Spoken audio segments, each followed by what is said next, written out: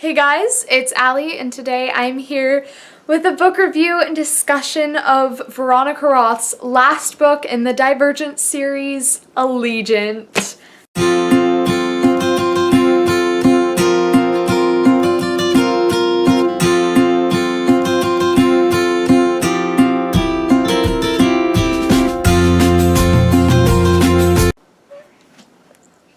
I don't know.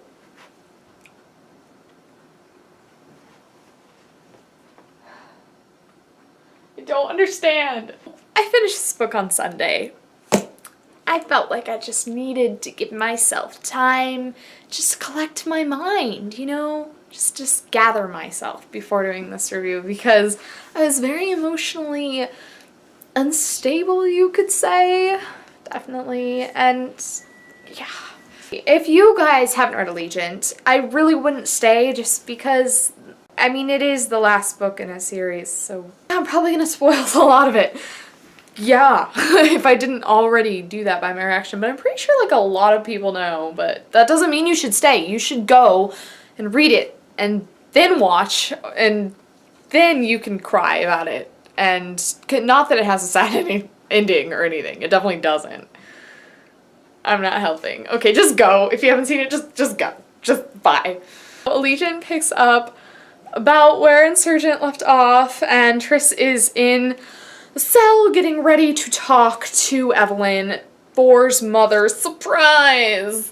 And the big twist of Insurgent that was revealed is just trying to play out, so we're trying to figure out, do we go outside of the fence? Evelyn and her factionless army have taken over Chicago, and it's all crazy. So first of all, I'm just going to start out what I think just did not work. Things that I think just didn't flow well, and they didn't work with the story, and with the book and technical aspects, and I just didn't enjoy. First of all, it's the POVs. Like, what's up with the dual POVs all of a sudden? Why? Why do we need that? I don't get it. Like, we've had Triss consistently through these other books, and she's been great, She's Triss, and that's how we see the story. And For has always been this really mysterious, intriguing, attractive guy, we don't see into his head, and that's part of the beauty of it. Now that we're seeing into his head, we're realizing, first of all, he is so insecure, but not in just like an understandable level. It's just like, no, it doesn't make sense. The things that he gets himself worked up about just don't make sense. They're not things that a teenage guy would be thinking about, or just, and second of all, he sounds exactly like Triss, and I'm pretty sure most of you, if you've seen reviews, you've heard this. It's like a big thing that most people are unhappy with. They sound like the same person. It is so hard. I will be reading it and I'll be like, why is Triss, what? So then I go back and I'm like, oh, it's a 4 chapter. That would explain things. I was really bummed because it kind of pulled me out of the story. It's like, whoa, bad technique. Like, now I'm not even in the moment anymore because I'm trying to figure out who the heck is telling me these things, because it's just like, what? For is oddly cheesy in this one. Like, he says things that For would never say. And he's just really mushy and romantic, and For is usually a lot harder, and Triss and For have this thing, and Triss says it throughout the book where, he sharpens her and she sharpens him, and they both appreciate each other's strength, and they don't really need each other all the time. But this one, For is just so mopey and whiny. He's like a little 13-year-old who's hopped up on really bad hormones. That's really how this feels a lot of times, and I'm like, For, just what are you doing? No. And I lost that sense of mystery and attractiveness of For. The twists, they weren't twisty. They were just they were really expected. I wasn't surprised. When they go outside of the fence, you're expecting this to be a big thing because it was such a big reveal at the end of Insurgent, and yet it's just empty.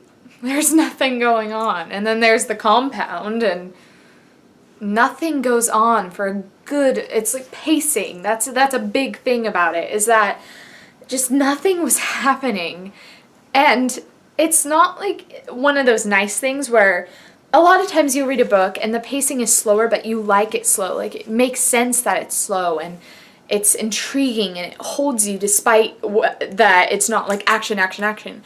But this is just like, okay, it's like we're in a waiting room and it's like name after name is being called and you're just waiting for your name to be called and nothing is happening and the line keeps getting longer.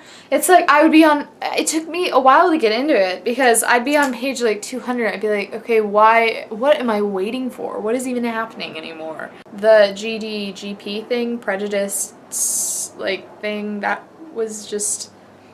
At first I really liked the idea, but then it felt really unorganized. It didn't really make sense much. So those were most of the things that I thought just didn't work and I didn't like a lot. On the flip side, there were other things that I really liked and I thought worked really well. First of all, Tris. I love Tris. There's something so simplistic and just bare and just really strong about her that I love how strong she is. And, you know, initially at the beginning of the book, I'm just like, God, is she even a human?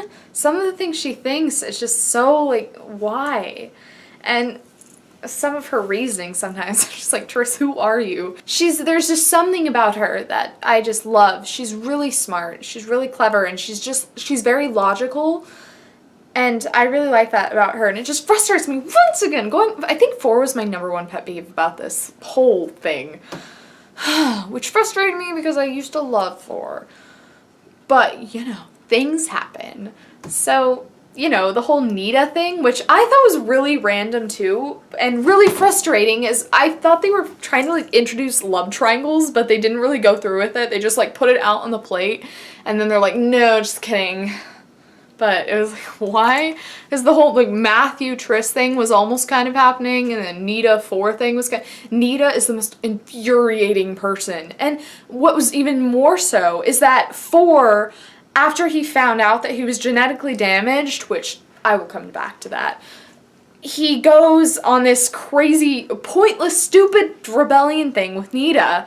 And it's just like, why? Before we know would be so much smarter than that and wouldn't do that. It felt like before I was reading like the 18-year-old, 20-year-old something 4, and now I'm reading like 14, 13-year-old 4. Anyways.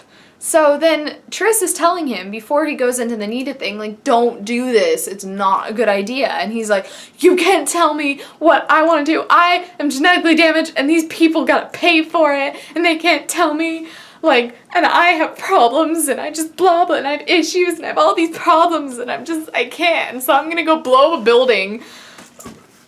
God, for these people who just tell you we're just getting memory serum. Like, why would you break into that, like, highly guarded compound, blow up some stuff to get some memory serum, to steal it and destroy it? Like, that's so sketchy. And Tris points that out, and you're like, obviously Tris is right, but of course 4 is like, no, I'm gonna help.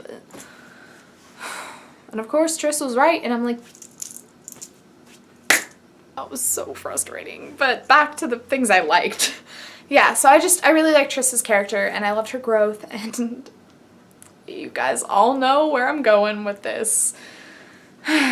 What I did like, and this is gonna sound weird, but I liked the deaths in this book.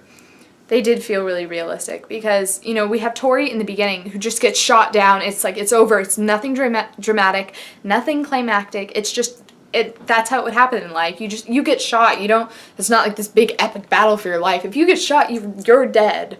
And I liked just that realness of it all in the moment. And it was just like, oh my God. And it felt really, like, I was really in that moment. And then with Uriah, that was also same thing, really, you know, realistic, makes sense.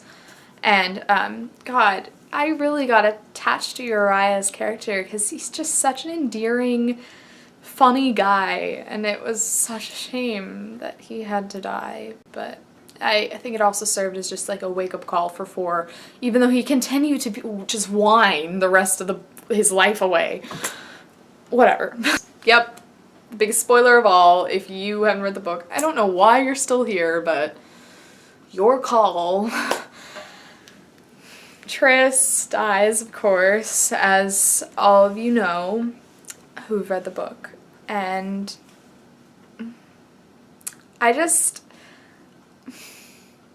for some reason when I read that page when she died, I was not crying because I was like, no, she's not dead. No. I thought all this time, for some reason, I thought 4 was gonna die. I knew something really traumatic was gonna happen, and I had a feeling 4 was gonna die. And I was gonna be really sad about that, but so it totally caught me off guard when this happened. And I mean, okay, did any of you really think that she was gonna let Caleb do it? I mean, she's Triss. She's not gonna let Caleb kill himself for her. I mean, we know Triss, and just knowing that there was that little possibility that she could survive, obviously she's gonna go for it and get the job done. And it's just, when 4 comes back and sees her, and he goes back to those moments when, you know, when he first saw her and all that, it's just, oh my god, what are you doing to me? That moment when he started reflecting back on when he first met her, then I started to like love 4 again, and all the tears are coming back, and the tears were falling, and I lost it. I just want to say bravo, Veronica Roth, because I just think that was so brave of her and just really effective. I mean, it really is like, you know, reality, we don't always, you know, have our happy ending. That doesn't always happen. And in that kind of situation, if you get shot, you're not gonna like miraculously rip the bullet out of your stomach and live. I think it was just a really poignant end to the series, and as much as I was in the moment, I'm like, why? What is this? What? The only thing that kind of bothered me is that like it kept going after she died, and I mean, I was okay with it, but all the way I was just like, what? She's dead! And I was just crying and crying, and I'm like, can I just go be sad? But I'm like, no, I gotta finish this. The ashes scene when he came full circle and went ziplining like him, and he conquered his fear. He's still afraid of heights, but he kind of conquered his fear like for her. It was just really touching. If you look in the acknowledgements page and Veronica Roth's little be brave thing, I was just like, it's over. I really liked the series. I thought it was great. Allegiant was definitely my least favorite. And Insurgent and Divergent, I think I loved equally. For my rating for Allegiant, I'm going to have to give it a 3.5 out of 5 stars. I could not decide between the 4 and the 3, and I was like, 3 is a little too harsh, 4 is a little too wow, 3.5. Because the ending is what really resonated with me. The rest of it, I was just like, what is happening? There's lots more I could ramble on about, but that's the basic gist. That's what I thought. I hope you guys enjoyed it. I'll see you guys soon. Keep on reading, and thanks for watching. Bye.